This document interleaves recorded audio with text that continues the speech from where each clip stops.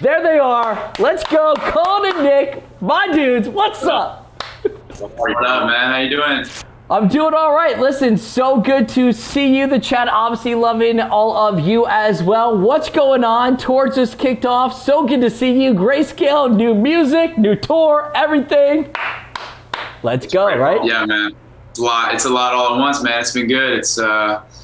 We just announced our third record, Umbra, out August 27th. It's available now for pre-order and everything. We're doing Sad Summer now. We actually have another big announcement on Monday that we're looking forward to. Tomorrow, yeah.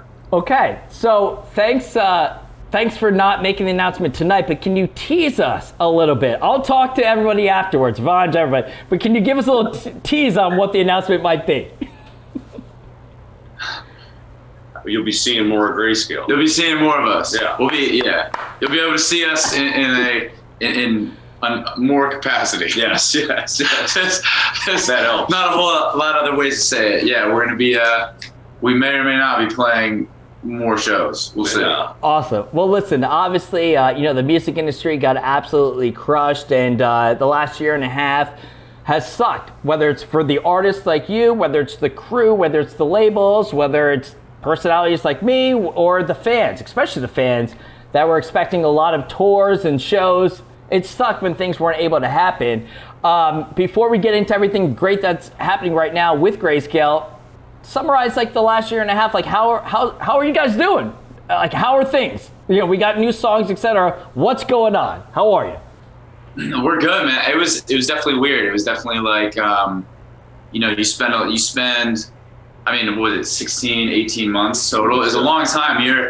I feel like a lot of it, you're doing what you can to stay interactive with your fans and your fan base and each other. And I don't know, I think we eventually hit a point where it was like, yo, let's do another record. And we had already been like dabbling and starting to demo and stuff. But I think after a few months into it, we were like, yo, it's time to let's not shut off the lights, but let's step away a little and just spend time making this third record. And like I said, it's coming out. We have 2 singles out for it. The record's called Umbra. It's out at the end of this month. And all things considered, although the amount of time definitely sucked for everybody, I think we learned a lot, grew a lot, refined a lot as a band, in regards to ourselves as people and musicians. I think it added a lot of value that we wouldn't have necessarily gotten had we not had 16 months quarantined together. Right. So yeah, it's like a blessing and a curse in a way, because it's like you tour so much, so often you get home for a month and you get a chance to breathe, but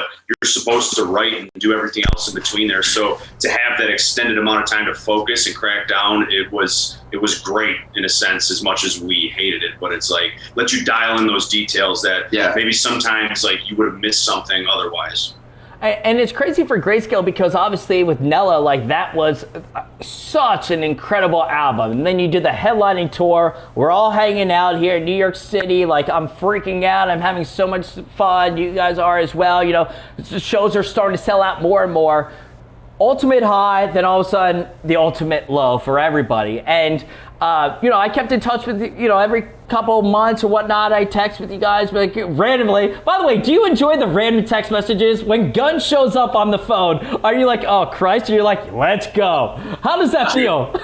Well, it fires us up. It feels good, man. It's always good. It's good. Through that amount of time, everybody's so isolated. So it was definitely good hearing from you, man. It's always good hearing from you. Yeah. Always. The first one, anytime we roll into New York, I'm like, I know either we're gonna hit him up or he's gonna hit us up. It's good, bro. I love the consistency of it. It's great. Absolutely. And I felt like it was especially important during the the last year and a half to check up on people, etc. And especially with a band, because you were riding, things were buzzing, etc. And then of course everything happens, and that's unfortunate. But Grayscale was able to, as you told us, kind of hunker down, refocus, kind of even more so appreciate the music aspect. And now you've dropped 2 songs already. We got the announcement, new album, full length, coming out in less than 3 weeks from right now.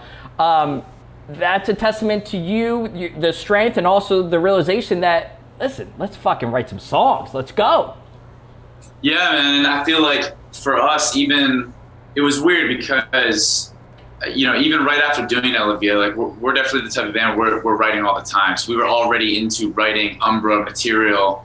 At the time, obviously, we didn't know whether or not it would be on the record, but we were already, underway working. And then it's like you go on tour. We got those 2 headliners out of it, and then like everything shut down. So it was definitely weird that Nella Vita only had it was our first ever headlining tour. So we got like an A market and a B market headlining tour, and then everything stopped, which definitely was weird and like a bummer because we wanted to do more support touring on that record. But at the same time, I think although we're very proud of O'Dorman and Nella Vita, I think there was an element of us, like, even when we finished it up, we were like obviously super proud and excited about it, but there was still an element of like, yo, we got there's more work we want to do. Like there's more to there is a sound that we inched towards, I feel like, with Nella Vita, but I feel that Umbra, with the time we had to make Umbra, was more like actually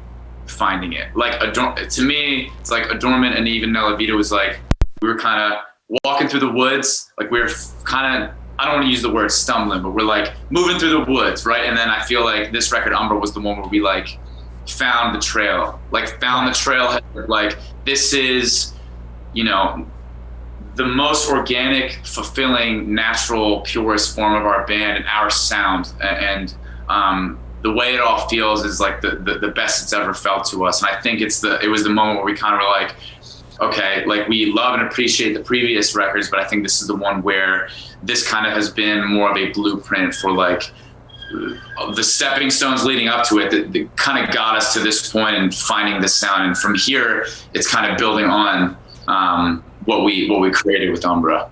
We're speaking here with our friends from Grayscale. They're actually about to do sound check in just a little bit. They're obviously on the Sad Summer Festival. They're playing tonight with All Time Low, which is going to be incredible as well. If you're in the chat right now, feel free to ask some questions. Follow them, Grayscale PA. Of course, that's Twitter. They announced that Umbra is coming out and more. Going off of that, because I obviously want to talk about the tour, et cetera, like that, I just want to get some questions in here.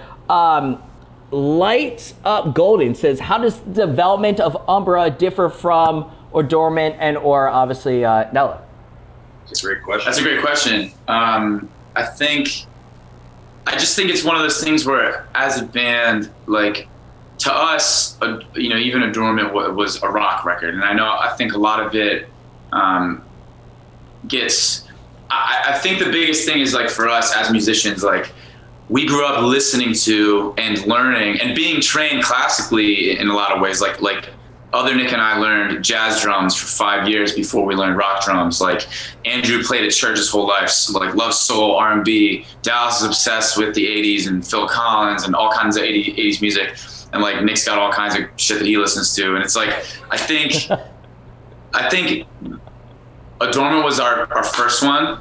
And like love that record, super proud of it. Nella Vita was the second full length, and I think that was where we started. We started pulling from those kind of things that we had listened to and learned as kids, like our whole lives. Like we started pulling in that kind of those kinds of feelings of other types of music that we love with Nella Vita. Right. And then I feel Umbra is the one where we felt. It's kind of hard to say, but it's like we felt most confident in our songwriting acumen, to be able to really implement those things in an original way that we wanted to implement them. And I feel like we certainly wanted to do it on Adornment and even Nella Vita, but it just wasn't time yet. And I think some bands come out and they have it perfectly locked in their first record, and some don't figure it out. Fucking Fleetwood Mac didn't figure it out till 10th or 11th record. Like they've always been Fleetwood Mac. I've loved Fleetwood Mac always, but I feel like, it takes some bands different lengths of time to find a sweet spot. And I think Umbra is where I feel like we have gotten the closest to the feeling warm towards the sweet spot. Like we're in the right spot. You know what I'm saying? Well, just listening to it sonically, obviously you already have the 2 songs. You have Dirty Bombs and More Release, and you can just tell it's the next logical, not logical, I would say, because that doesn't always translate or resonate with bands, but I would say it's much better, okay? Not saying any other stuff, but like you listen to early, then Nella, boom, like everything is progressing. We're going in the right direction. We're just kind of becoming more singer-songwriters and performers, as well as just being Grayscale. And sometimes it does take time. You know, sometimes bands can come out and they can release a rocker of a debut, and then they can never live up to it again. Others, it sometimes takes that progression, takes that time. Might take unfortunately a pandemic or just time to figure out ourselves. I'm pumped on how these songs sound. The fans obviously love it as well. I'm fucking pumped. Let's go, Grayscale. Let's fucking go. Let's go. I think it's just a matter too of us, like, we're growing as people, as musicians, and like getting better at our craft, and like we want our fans to grow with us. So it's like those people that love the Dormant, that love Nella Vita, are also growing up, and their tastes in music are kind of changing. So it's like watching people stick with us and then grabbing some new fans. You know, you always lose fans and it happens, but it's like the growth is what feels good to us. It's just natural. Yeah. That's the thing, is like it's completely 100% natural and organic. And I feel like if you can even go back and look at, like, you can look on, there's been breadcrumbs along the way. You can look on Nella Vita, like What's on Your Mind is a very clear, electronically driven song. It's very sample heavy. It's different. I think, then Diamond, we threw a curveball. Like, Diamond is a straight all pop.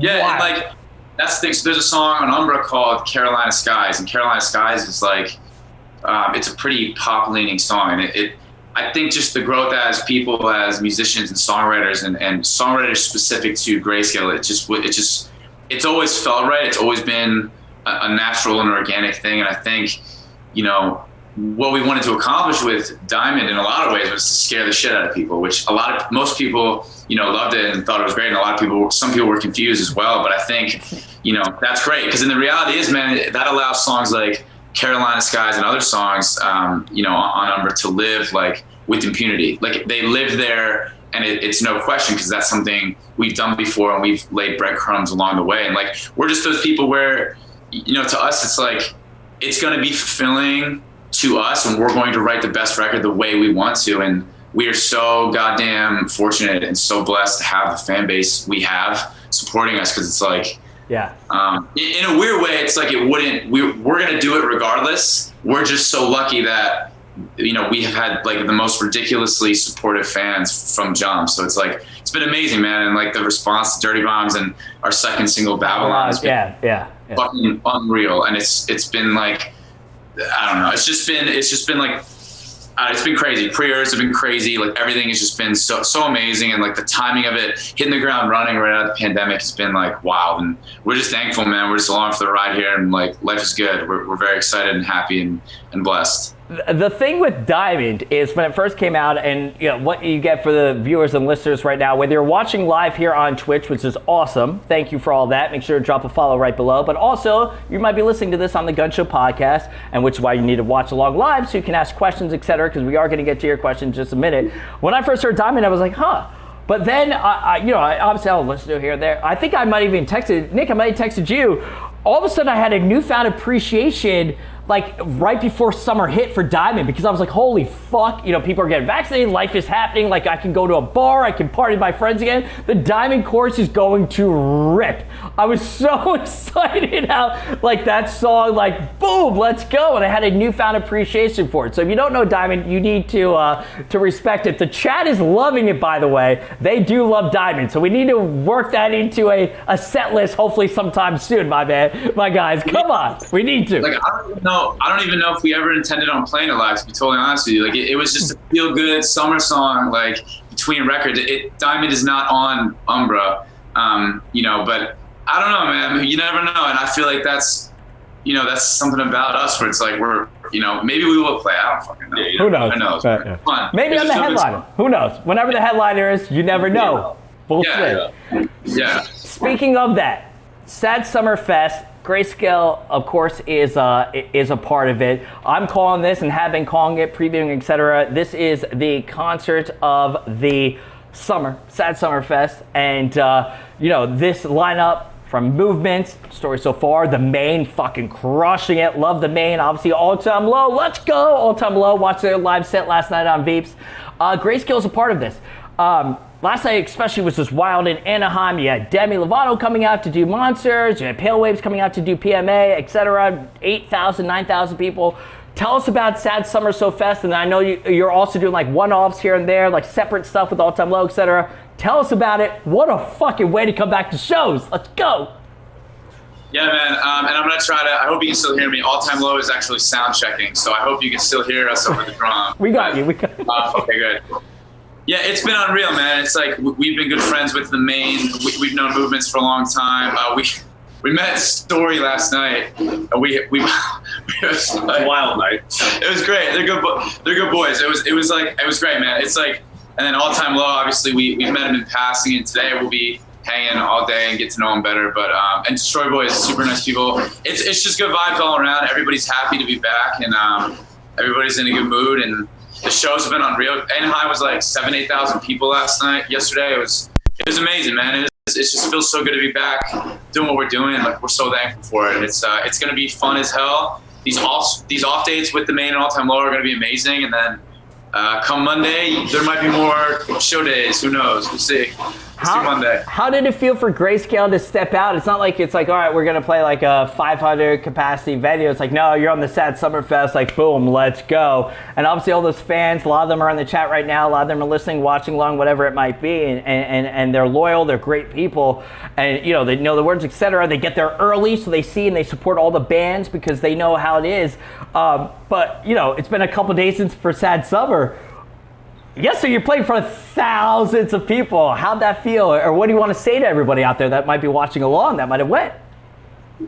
Yeah, I just think it's to be able to come back after, a year and a half not playing shows and see everyone's reaction and watching fans react, because they've been waiting for live music just like we have. You know what I mean? It's like, so to see that and to be able to talk to people like Story last night and all these bands that we've been hanging out with on Sad Summer, to see how excited and passionate they are to be back, it's like, dude, we just love this. Like, this is what we absolutely love to do, and watching everybody's faces singing along, and just, it doesn't matter if it was 10,000, 500, 200. It's just like, we're stoked. It's music, man. It's like it's a universal language. It's like it affects people in a different way, and like it's healthy to have it back. As a fan, as an artist, all of it, man. It's like, yeah, it's unreal. It's been amazing. And we can't see the chat. I don't know. So if there's anything you can call out in the chat, people are asking, like, feel free. Apologies, can't see it, but. Aaron O-A-H wrote, went to Sacramento, you guys killed it. So they love it. A lot of people, saw it, they love the set list. People are requesting Diamond, Justice for Diamond. IB050 wanted to know, what was the inspiration for the direction of Umbra? You kind of alluded to that before. Is it just the next logical step, or did maybe the pandemic kind of like when you had more time to like hone in on thoughts and stuff, or kind of like, what about that? That's a good question.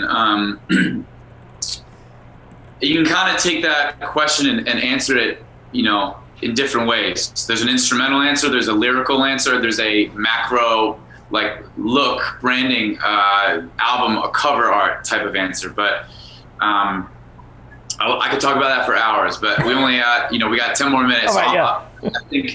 I think if I could sum it up, like, it definitely wasn't a COVID record because we had already been writing before it. Right. And it really, in a lot of ways, COVID, because we have our little studio spot in Philly, it wasn't that much different of a writing process for us. There certainly were days we were banging our heads against the wall just because there's so much of it. But I think it was just the record where, like, there's this balance of stepping up production and being a band. And I feel like Nella Vita, that was where we started doing that. But I feel like Umbra is where, instrumentally speaking, so much of that record, so much of Umbra was done like playing live, like out of the box, not in a computer, like performing, playing, like being musicians. And I think that approach to a lot of the songs, there's a lot of feel that comes out of that. There's a lot of, like the kind of innate,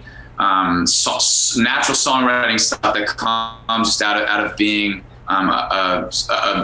being musical, like that kind of thing brings a lot out of, in terms of vibe, in terms of feel. And I think that had a lot to do with the sound of the record. We have a new producer, his name's Courtney Ballard. He's absolutely fucking amazing. We love Courtney. He was such a huge part of, obviously, the production aspect of the record. And then in terms of like a macro concept, like I feel like lyrically, I always Adornment Nella Vita. There's a lot of storytelling, and Umbra's the same way. There's a lot of storytelling, and I think that's kind of the way I read a lot of records, or I read a lot of the lyrics are very much from a place of like real personal experience. But sometimes the stories are romanticized and the names are different. Sometimes they're not. Sometimes they're very much the same people. You know, they come from a very honest place. But I think there's a lot on Umbra that's isn't just storytelling, but also has a matter it's more predicated, it's more focused on how I feel about it. Like it's more internalized. It has a lot to do with, okay, well, here's the story, but here's this kind of internal confliction that I'm feeling in terms of the story and how it makes me feel. And man versus self, man versus nature, and the things around me. Like Dirty Bombs, you know, even that's an example of like, it's a song where the verses are kind of telling these life lesson stories and taking, I hate like, the people that you hang with. Yo, let's go. Yeah, bro. Was that good? I'm a man. Was that good? I'm a man. Hey, I'm a man and I make bread. Yeah. but no, I feel like the verses, I'm telling stories about like life lessons and shit and how I feel about it. And the chorus, as you beautifully just displayed to everybody watching, is like very much an anthem of like this honest feeling about like, you know, the verses are like, why do people value more about what the internet thinks about them than what they actually think about themselves? And it's not calling people out, it's just kind of like questioning and like touching on the realities of life, like the good and the bad, like the really juvenile and fun things, like stomping puddles when you're a kid and when it rains, to like doing harder drugs when you get older with your friends. Like it has a very wide spectrum of like the realities of life, like the harsh parts of it, the good parts of it. And then within that, like, why are you valuing the things that aren't important when you don't even focus on yourself? So I think there's a lot more, like, I'm really proud of, I mean, we're all proud of the record. It's the most fulfilling, it's my favorite by a mile that we've ever done. I think lyrically speaking I feel like that line of not only telling the stories, but kind of more focusing on how I feel about them, I think was a really cathartic thing for me for this record. Well, I think just from your answer right there, as you speak here with Grayscale, of course, you can follow them, Grayscale PA on Twitter, of course, Grayscale across all the streaming services. It's Gunz here from the Gunz Show. Just what you mentioned about, I think the last year and a half, 2 years made people kind of figure out what really matters and what matters and what you should kind of maybe hopefully put more attention and focus on. And we're stoked for Umbra, obviously, for all of that. Somebody did ask, Claire here, said Venti. Claire 25 said, Venti, is there any song you're super excited for us to hear the bass on? And I would extend that further. Either a new song or a song that, you know, people can see you on the Sad Summer Fest, whatever it might be, that you're just happy to play live once again. What, like when you play the bass, what do you feel? Give us the answer to both. I mean, they're like, every song is fun to play on bass, but I mean, specifically, like Babylon is a very fun one to play on bass of the ones we're playing.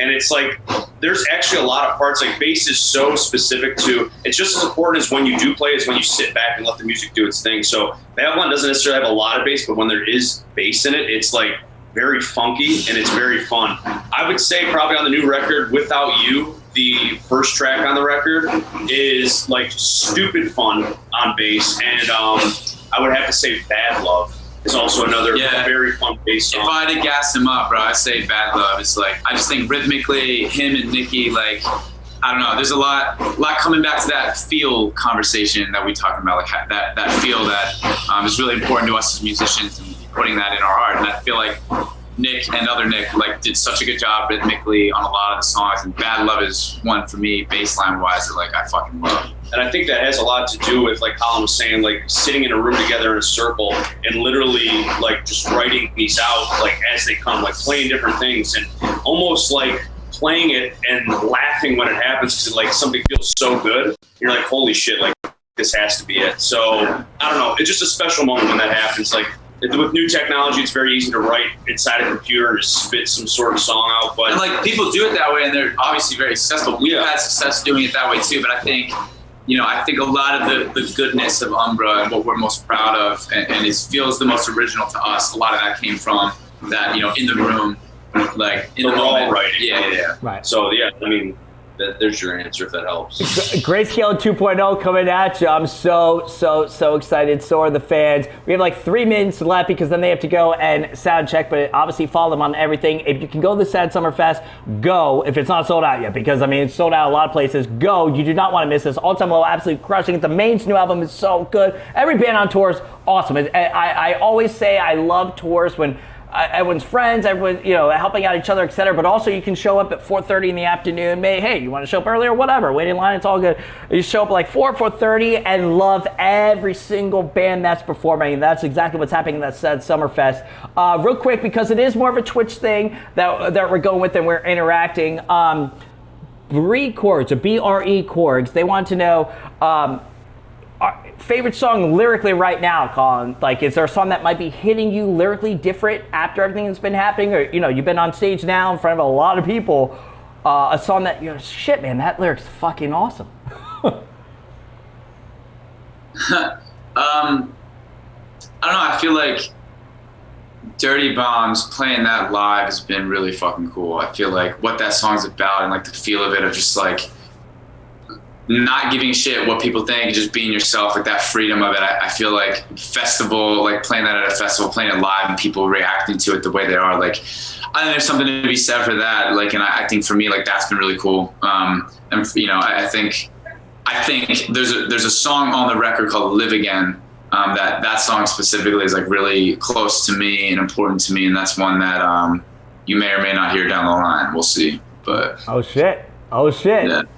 Yeah. Shout out to everybody that might be going to this Sad Summer Fest. You need to. IB050 said, I can't wait to get rocked in the pit to Dirty Bombs. Of course, that one's an absolute jam. And then you just rocked out with Babylon. That's now available as well. As we're all gearing up for the full length. Umbra releasing August 27th. I guess kind of just to wrap this all up, and we'll have you back on the Gunz Show. I know literally what happened is you guys are right outside like the stage. Like you have to go sound check very soon, right? Like in like a minute. Like they're getting yelled at for everybody out there. So we'll have you on closer to release date. But I appreciate you coming on and the fans to be able to see you as we gear up for this full national tour, Sad Summer. So that's awesome. I guess, is there anything that you want to say to everybody out there? How's it feel being back on stage? Like, you know, kind of all that stuff, and people can now learn the lyrics to the new songs, Dirty Bombs, etc. Babylon. That's rad to be able to see, you know? Yeah, I mean, dude, we're just so thankful, so grateful to be doing what we're doing and having the people in our corner that we got, man. It's like, I don't know. We're just elated. I mean, like I said, just seeing everyone's faces in the crowd like we did yesterday in Anaheim and Sacramento the day before, it's like it felt like because we had to drive obviously from Philly right to Sacramento, so it's 3-4 days of just driving, and the whole time we're like, bro, this doesn't even feel real. And then come Sacramento with the stage managers like, all right, 1 minute till you're on. I was like, oh shit, okay. It's like time slowed down. Yeah, this is it. So I think just that feeling of coming back and putting out the record and seeing the response to Dirty Bombs and Babylon, it's been ridiculous. And it's like, you know, we're just thankful, man. We're just thankful to be where we are and to have the fans we have. And, you know, anytime you want to have us on, Gunz, we're here, bro. We love you.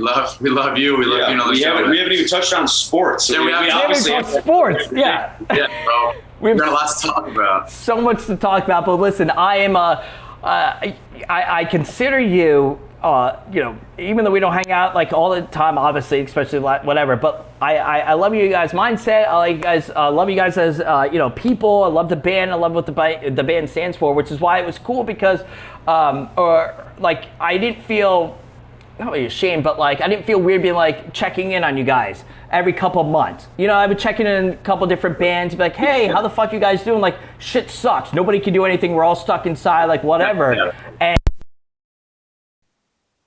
important as well, and I'm so pumped that Grayscale 2.0, it's happening right now. We're gonna have Umbra in less than 3 weeks. The 2 songs right now available for everybody out there, Dirty Bombs and Babylon, available now. You can do it, learn the words, come party, come to this festival, to this tour, right? Bottom line, I mean, it's fucking wild. It's the one to come to.